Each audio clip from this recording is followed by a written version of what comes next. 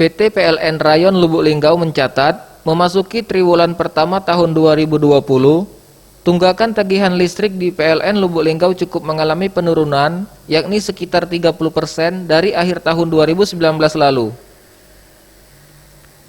Jika pada tahun 2019 lalu, jumlah tunggakan sekitar 8,6 miliar rupiah, namun saat ini pada triwulan pertama tahun 2020 mencapai 5,2 miliar rupiah, jadi turun sekitar 3,1 miliar rupiah.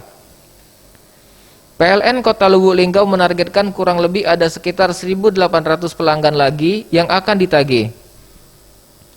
Sedangkan pelanggan yang sudah diputus sekitar 1.300 pelanggan yang rata-rata menunggak di atas 8 bulan dengan jumlah tagihan sekitar 2 juta rupiah.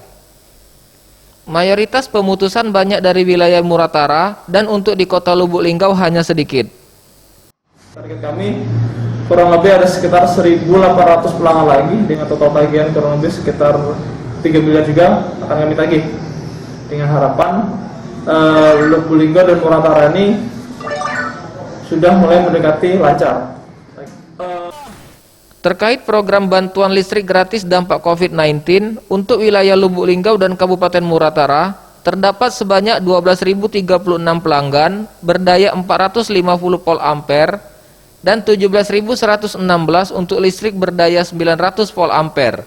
Tim Liputan, Sriwijaya TV.